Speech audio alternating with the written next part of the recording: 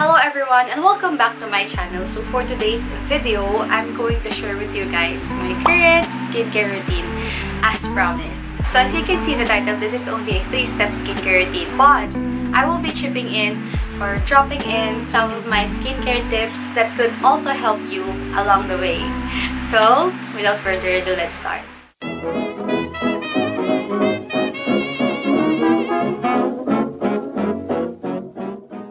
Okay, so before we proceed to the steps itself or the procedure itself, I want to disclose with you guys what is my skin type. My skin type varies from seasons to seasons, and actually in the Philippines we only have 2 seasons, sunny and rainy.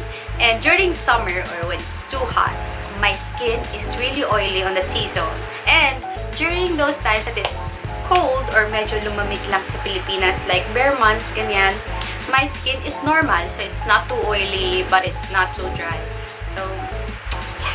I disclose that to you guys kasi ako, first step ko, whenever you want to follow a routine from someone else or you want to try a product from someone else, you have to at least make sure that you have the same skin type kasi I think that gives you more chance that the product that she uses will also work for you. If you have the same skin type as me, then I think these products will work for you.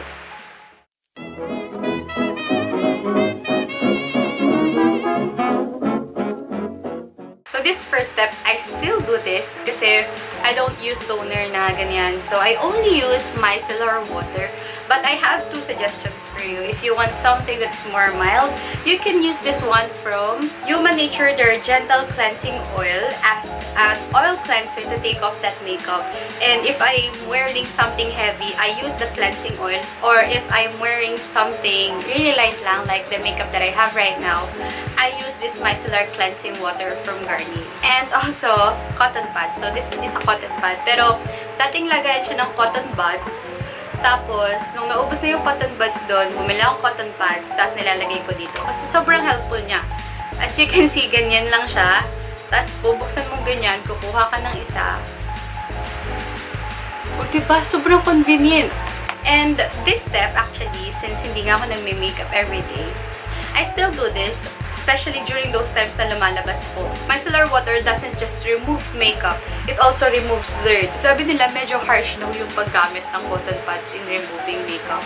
What I do is, I remove makeup that way, parang pataas. Para hindi masyadong mabanat yung face natin, para hindi tayo mabilis mag-age.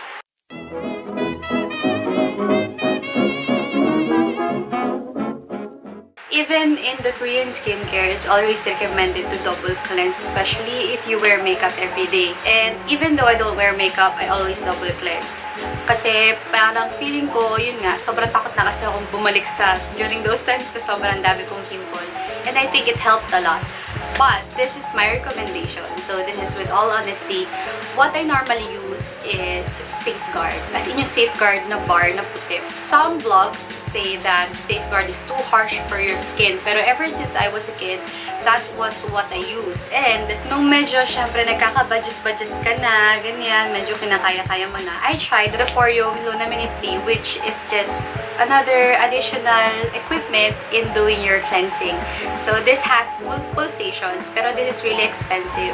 And I think you can also use that massaging sensations using your hands, pero syempre manual labor mo na yun. And wala naman tayong masyadong mga facial exercises. So the blood in our face, it needs a little nudge para medyo mag-flow siya evenly. And once that blood is flowing evenly or talaga nag-flow na siya all over your skin, it will add radiance. So that's what I love this. But if you really want an equipment like this, I have a cheaper suggestion for you. I searched this one, which is from Happy Skin. This is their like a duplicate from the Foreo. Kasi the Foreo is like 12,000 pataas. But itong Happy Skin na facial cleanser equipment, it's like only 2,000 pababa or 1,500 pababa. So, yeah.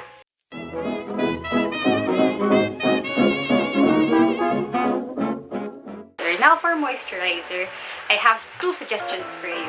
Sasabihin ko sa inyo kung ano yung consistency nila and stuff para malaman nyo kung ano yung gusto nyo. Panigurado ito yung mga lagi nyo nakikita sa mga tutorials ko.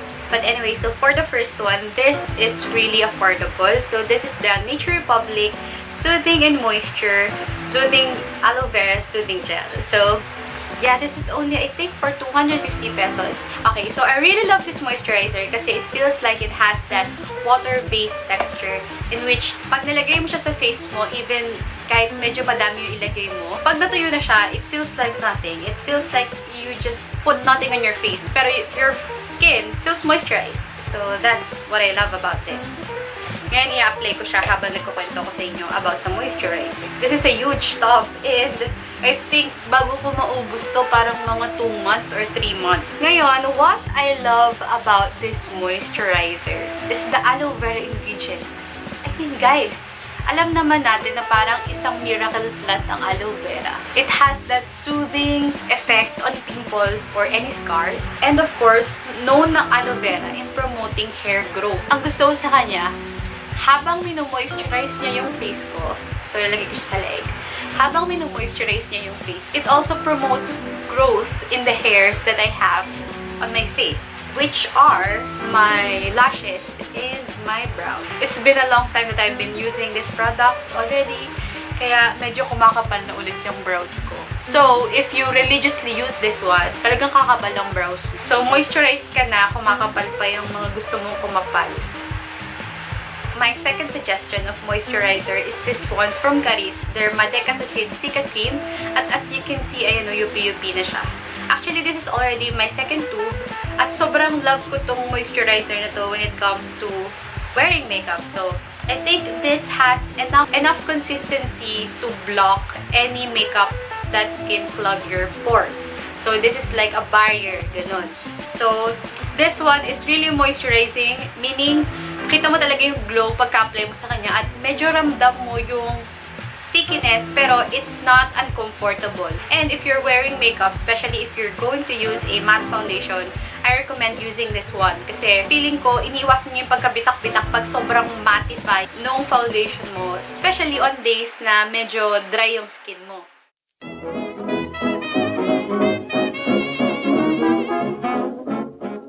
Ngayon, this is not mandatory, pero if you have pimples, or from time to time, I have pimples, so I use this product. So, this one is the amazing talaga, Amazing Tea Tree Drying Potion, the overnight solution for breakup from La Estela. I used to have a video with regards to acne care drying lotion, so that works for me. Pero ang ayoko lang sa kanya kasi talaga, yung may pick dyan sa mukha mo, paano kung umaga, tas minsan kailangan mo lumabas. So this one, medyo expensive siya. I think it costs around 1,000 plus, so ayan. Pero kung gusto niyo talaga ma-dry yung pimples nyo na pwede nyo rin siyang gamitin in the morning, I can suggest this one. Pero if you're balling on the budget, you can use the Acne Care Drying Lotion. What I love about this one, its main component is tea tree. So, tea tree oil or tea tree itself is known to, alam niyo, parang sugpuin ang mga pimples. So, ayun, it has tea tree oil and this is how it looks like. So, para siyang old school na type of bottle and then meron siyang pinipress dito para may pump. Ayan o. Habang pinipress mo siya, nilalabas naman yung product. It really works. As in, it really works on my pimples. Whenever I have one, pag medyo maliit pa lang yan, lalagyan ko lang ito and hindi na siya magpo-full grown. Hindi na siya lalaki. So, it will stay that way or it will eradicate itself completely the next day. So, the maximum time that it can eradicate pimple or it can make your pimple disappear is 3 days. So, you can use this religiously every day. So, whenever I have huge pimples, alam niyo yun, yung parang pagkising mo sa umaga, malaki na agad siya. So, hindi ko alam kung saan siya nanggaling, pero pagkising mo, ang laki na agad ng pimple. I use this twice a day. So, before I sleep, after my skincare, after my moisturizer, I put some of these. And then, in the morning, after my skincare, and then I put some of these. And you only have to put this on the spot na meron ka talagang pimple. Pero right now, kasi wala akong pimple na ipapakita sa inyo para maging example. Now, another tip. This one is really mandatory naman, pero I don't have water with me right now, is to drink lots of water, bitch! Yes! Period! Kailangan mo talaga ng water.